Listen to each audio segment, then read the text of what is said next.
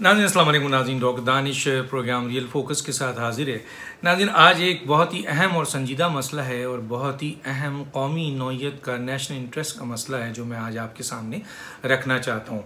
और वो ये मसला है कि आपको पता है कि पाकिस्तान के पहले भी सदूर वज़ीर आज़म ने इंटरनेशनल मीडिया को इंटरव्यू दिया है और देते रहे हैं, लेकिन कभी पाकिस्तान को इस तरह हज़ीमत नहीं उठानी पड़ी और पाकिस्तान के लिए उनका इंटरव्यू स्टेटमेंट पाकिस्तान की पूरी कौम और आवाम के लिए कभी ख़तरनाक नहीं हुआ। जो मौजूदा 2-2.5 साल 3 साल के अरसे में इमरान खान जब मुल्क के वज़ीर आज़म बने हैं तो उनके कई इंटरव्यू जो हैं वो कंट्रोवर्शियल हैं और वो कौमी तर्जुमान यानी आवाम के तर्जुमानी नहीं कर रहे हैं, वो इंटरव्यू और कौम का तर्जुमान नहीं कर रहे हैं, बल्कि वो उनका इंडिविजुअल ख्यालात है, उनका माइंडसेट है जो एज ए वज़ीर आज़म वो कर रहे हैं। और वो स्टेटमेंट पाकिस्तान के लिए हज़ीमत भी बन रहा है और ख़तरनाक भी बन रहा है। पहले दो सिर्फ स्टेटमेंट का मैं हवाला दे दूँ। एक स्टेटमेंट उन्होंने जो अमेरिका में एज ए वज़ीर आज़म दिया कि ISI ट्रेन करती है अलकायदा को, जिसमें पाकिस्तान को बड़ी हज़ीमत उठानी पड़ी और वो चार्जशीट बना। दूसरी जो है वो उन्होंने ईरान में बैठकर कहा कि जी पाकिस्तान की सरजमीन इस्तेमाल होती है, दहशतगर्द वहाँ से आते हैं। ये भी बहुत ख़तरनाक स्टेटमेंट थी जो कि एक चार्जशीट के तौर पर पाकिस्तान में रखी हुई है। जब भी ज़रूरत होगी बैन अवी ताकतें इस्तेमाल करेंगी। ये बयानात के बाद अभी हालिया उन्होंने जो इंटरव्यू दिया उसमें कई स्टेटमेंट गैर संजीदा और वो सारी की सारी ऐसी स्टेटमेंट हैं चंद जिसके ऊपर कहा यह जा सकता है कि ये स्टेटमेंट मुनासिब नहीं है एज ए वज़ीर आज़म किसी भी मुल्क को। और दूसरा ये कि ये ख़तरनाक स्टेटमेंट है। मसलन एक स्टेटमेंट में उठाता हूँ और उस पर बात करता हूँ कि मसले कश्मीर हल हो गया तो एटमी हथियारों की ज़रूरत नहीं होगी। अब सवाल ये पैदा होता है कि ये बयान बहैसियत वज़ीर आज़म आपने एक तरफ़ा दिया है कि अगर कश्मीर का मसला हल हुआ तो इसका मतलब है पाकिस्तान अपने एटमी प्रोग्राम को रोल बैक कर देगा। तो कल अगर फ़र्ज़ कीजिए कि और ये एक तरफ़ा फ़ैसला हुआ है, इसमें वज़ीर आज़म भारत ने कोई स्टेटमेंट नहीं दिया है और आपने यहाँ पर ये तासुर दिया है कि आपका मसला सिर्फ कश्मीर मसला है, एटमी ताकत आप इसलिए हैं कि सिर्फ कश्मीर की बुनियाद पे आपको पूरी दुनिया में किसी और मुल्क से, इजराइल हो, किसी और भारत से या किसी और इश्यूज़ पे आपको कोई ख़तरा नहीं है, सिर्फ कश्मीर के ऊपर ख़तरा है। कश्मीर हल हो जाएगा तो आपको एटमी ताकत रखने की ज़रूरत ही नहीं है। और ये आपने एक तरफ़ा कहा है, भारत ने ये नहीं कहा है, भारत ने ये स्टेटमेंट भी नहीं दिया। भारत तो इस स्टेटमेंट पे खुश हुआ होगा क्योंकि कल अगर भारत को कहा जाता है कि मसला कश्मीर पे आप विड्रॉ करो तो उसने कहना है कि मैंने तो ये सब बयान भी नहीं दिया। और कल को भारतीय वज़ीर आज़म ये जुमला भी नहीं कहेगा, बोल तो ये स्टेटमेंट कभी दे नहीं सकता। भारतीय वज़ीर आज़म इतना गैर जिम्मेदार, गैर संजीदा और ख़तरनाक बयान कभी नहीं देगा क्योंकि वो तो ये कहेगा कि भाई हमें तो चीन से भी ख़तरा है, हमें तो पाकिस्तान से भी ख़तरा है, सिर्फ मसला कश्मीर का मसला है, भारत पाकिस्तान किसी वक्त हमला कर सकता है हम पर। तो बड़ी बातें हैं इसको जस्टिफाई करने के लिए, लेकिन अफसोस की बात है कि इस मुल्क के वज़ीर आज़म ने एक बहुत ख़तरनाक स्टेटमेंट दिया है और कल को ये मसला हल हो जाता है। मसलन कश्मीर का मसला हल होने के लिए अभी जो हालात पैदा हो रहे हैं मैं आपको बता दूं कि अगर फ़र्ज़ कीजिए, और वैसे भी कश्मीर को इसकी ज़रूरत नहीं है, वहाँ के लाखों कश्मीरों ने बड़े खून का अपना नजराना दिया है और वो अपने मसले को हल करा लेंगे। तो ये आपको बहुत बड़ी कुर्बानी, जो पूरी कौम की कुर्बानी थी, आपने कैसे स्टेटमेंट दे दिया। मैं आगे चल के एक बात ज़रूर करूँगा। दूसरी बात ये है कि जनाब आली भारत तो जो उसने 370 और 35 है और जो भी वहाँ रद्दबदल किया उसके तहत उसने तो वहाँ सारा काम कर दिया है। जम्मू और कश्मीर में उसमें ज़मीनें आप ख़रीद सकते हैं, हिंदुओं ने ख़रीद ली हैं, बहुत बड़ी तादाद में हिंदू आ चुके हैं, सेटलर आ चुके हैं, सारा कुछ सेटल कर दिया है। भारत अपना सारा काम कर चुका है। अब उसको इस 35A और ये 370 वाले कानून की ज़रूरत नहीं है। कल वो कह देगा कि पाकिस्तान से क्या आइए जनाब, मैं वापस लेता हूँ और ये कानून अब आप कश्मीर का मसला हल करें, और कश्मीर का मसला हल हो जाता है तो अब आप अपना एटम बम जो है वो वापस लें। ये वो एटम बम है जिसके लिए आज से कई साल पहले से पाकिस्तान के ख़िलाफ़ साजिशें हो रही हैं कि किसी तरीके से भी इस एटम बम को पाकिस्तान से छीन लिया जाए, जो कि आज इतनी ख़तरनाक स्टेटमेंट इमरान खान साहब ने दिया है। अब सवाल ये पैदा होता है कि जी ये जो एटम बम है ये भारत से जो है वो एक तरीके से बैलेंस है। किस तरह कि भारत एक बड़ा मुल्क है, बड़ी फ़ौज है, उसके पास बड़ी साजो सामान है। पाकिस्तान के पास ना इतनी बड़ी फ़ौज है ना इतना ज़्यादा साजो सामान है, तो सामान, जंगी सामान को बैलेंस करने के लिए पाकिस्तान के पास बेहतरीन एटमी मिसाइल हैं जो बैलेंस करते हैं। अगर आपने ये नीचे गिरा दिया तो फिर आपके पास बैलेंस भी नहीं रहेगा। ये भी ज़रा एक चीज़ मैंने आपको पॉइंट आपको देना तो वो मैंने दे दिया। क्या पाकिस्तान का एटमी प्रोग्राम सिर्फ कश्मीर इशू पे था? ये ज़रा बताइए। पाकिस्तान का एटमी प्रोग्राम तो वो है जिसके तहत पूरी दुनिया, इस्लामी दुनिया, उम्मा जो है वो फ़ख्र करती है। ये तो पूरी दुनिया इस्लाम का एटम बम है, सिर्फ पाकिस्तान का नहीं है। और अगर चलिए थोड़ी देर के लिए मान लें कि ये पाकिस्तान का है तो सिर्फ ये कश्मीर इशू पे है। कल इजराइल आपके साथ अटैक करता है तो आप कहाँ खड़े होंगे?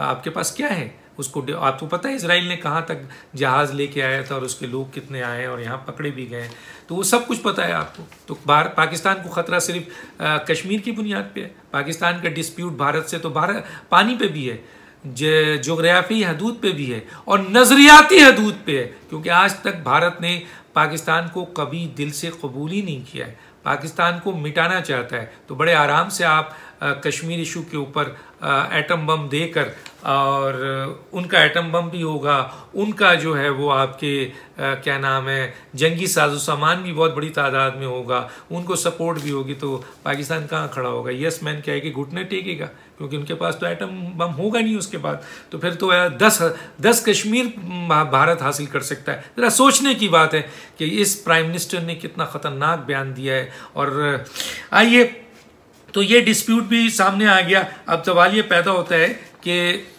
आपको, जिस तरह मैंने कहा कि बैनुल-अक़वामी ताकतें तो चाहती ही हैं कि पाकिस्तान से किसी तरह से भी एटम बम छीन लिया जाए, और आपने देखा कि एक एजेंडे के तहत काम हो रहा है। ये 2.5 साल पे इमरान खान पे संगीन इल्ज़ाम है कि इमरान खान साहब जो गए थे अमेरिका, उन्होंने, कुछ लोग तो इनको फॉरेन एजेंट कहते हैं, मैं इससे आगे इसको छोड़ के आगे निकलता हूँ। आप गए अमेरिका तो आपने ट्रंप से मुलाकात की और 1-to-1 मुलाकात की, वहाँ पे आपने क्या वादे करके आए, जिस पे कहा था कि मैं दूसरा वर्ल्ड कप जीत के आ रहा हूँ। तो लोग पूछते हैं, उसके बाद लोगों ने देखा कि जब कश्मीर जो है वो का सौदा हो गया, सुकूत कश्मीर हो गया, फिर सीपैक बंद कर दिया गया, फिर उसके बाद ख़त्म नबूवत पे अटैक हुआ, लेकिन वो अभी बचत है। इजराइल को तस्लीम करने की बात हुई, लेकिन कौम इन दोनों इशूज़ पे जाग रही है।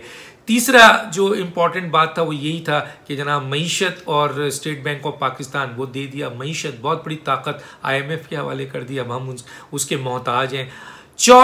पांचवा जो था वो इम्पॉर्टेंट था कि ये अब न्यूक्लियर की तरफ जाएंगे। कर्ज़े हम मुसलसल ले रहे हैं कि हम कल बैंकक्रप्ट से होंगे और बैनुल-अक़वामी ताकतें हमसे कहेंगी कि पैसा चाहिए तो न्यूक्लियर। इसके साथ साथ बहुत बड़ी तादाद में मौजूदा हुकूमत कर्ज़े ले रही है, तो वहाँ पहुँचा रही है हमें। 117 बिलियन डॉलर्स के हवाले से कर्ज़ा हो चुका है और इन्होंने बहुत बड़ी तादाद में लिखा है। इसके बाद ये स्टेटमेंट, अब ये स्टेटमेंट के बाद जो सवाल ये पैदा होता है कि ये इल्ज़ाम भी है कि ये मौजूदा हुकूमत आखिरी जो इसका काम है वो ये है कि एटमी प्रोग्राम को वो रोल बैक करे। इमरान खान साहब इसलिए आए, मैं नहीं कहता, आप देख लें, सारे लोग कह रहे हैं, सारी बातें हो रही हैं और ये चीज़ें ये स्टेप सारे हो चुके हैं। तो ये सारा एक बहुत बड़ा ख़तरनाक गेम है। अब न्यूक्लियर की तरफ बढ़ रहे हैं। अब आइए, कल आप ये भी कह सकते हैं वज़ीर आज़म साहब कि जनाब भारत से तो अब हमारा ख़तरा ही नहीं है, तो एटम बम की जब ज़रूरत नहीं है तो फिर फ़ौज की क्या ज़रूरत है, फिर फौजी जंगी साजो-सामान की क्या ज़रूरत है? आप तो अपनी फ़ौज को भी कट कर देंगे, सामान कम कर देंगे, फ़ौज को लिमिटेड कर देंगे, हो सकता है ख़त्म कर दें। ये भी बहुत बड़ा चीज़ें आ सकती हैं जो लोग कह रहे हैं, जो मैंने लाया। अब सवाल ये पैदा होता है कि इस मुल्क के एटम बम बनाने में कई वज़ीर आज़म और कई सदूर ने बहुत अहम रोल अदा किया। मैं यहाँ 2 वज़ीर आज़म की बात करूँगा और तीसरे वज़ीर आज़म इमरान खान की कंपैरिजन लाने के लिए। एक वज़ीर आज़म कहता है कि मैं घास खाऊंगा, यानी जुल्फ़िकार अली भुट्टो, लेकिन एटम बम बनाऊंगा, और उसने एटम बम बनाया और उसके लिए उसने घास भी खाया और उसने फांसी भी दी।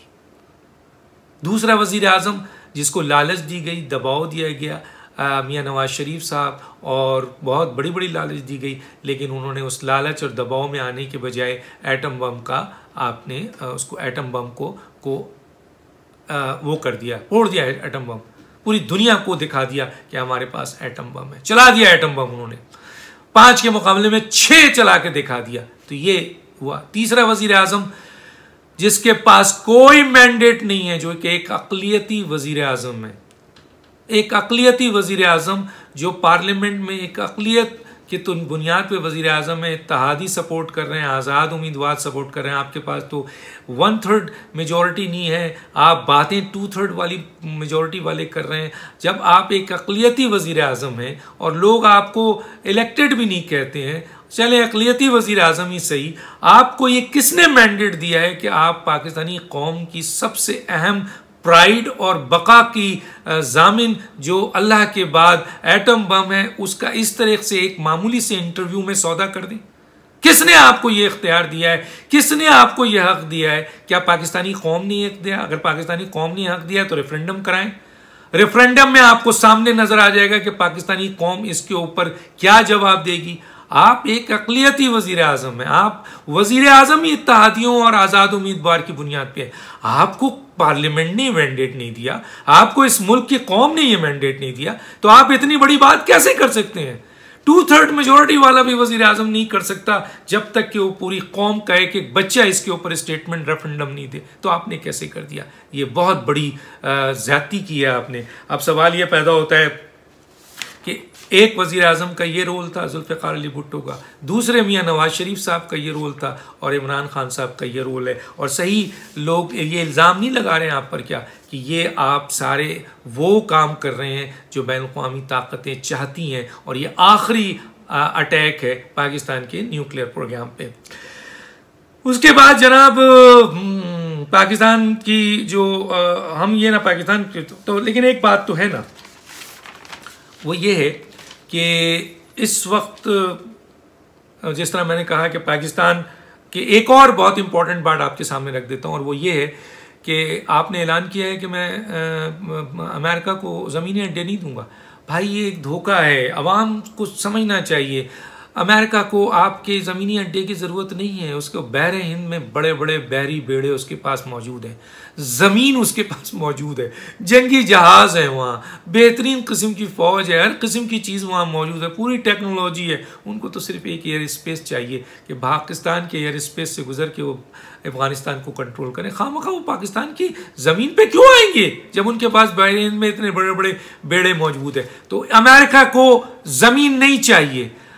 आप पाकिस्तानी कौम को बेवकूफ़ ना बनाएं। इमरान खान साहब जो कह रहे हैं कि मैं ज़मीनी अड्डे नहीं दूंगा, नहीं, जब आपसे ये सवाल पूछा गया कि एयर स्पेस के बारे में आप क्या कहते हैं तो आपने बात गोल कर दी कि हम सोचेंगे। एयर स्पेस पे आप ऐलान करें।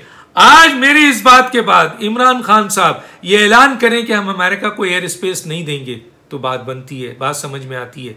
क्या अमेरिका आपसे एयर स्पेस लेने का मोहताज है? पहले भी उसने माजी में ये दिखा चुका है, लेकिन फिर भी मैंने ये फर्क बता दिया, आवाम को आगाह कर दिया कि आप जो हीरो बन रहे हैं कि मैं ज़मीनी अड्डे नहीं दे रहा हूं और आपके जो लोग हैं वो ये चीख रहे हैं, भाई अमेरिका आपसे अड्डे मांग ही नहीं रहा है, ये याद रखिएगा। ये थी चंद बातें। और पाकिस्तान को एक इस वक्त आपके बहादुर और अहल हुक्मरान की ज़रूरत है और पूरी कौम को चाहिए कि इस अहम मसले को सोचे। डॉक्टर दानिश को इजाज़त दीजिए। अल्लाह हाफिज़।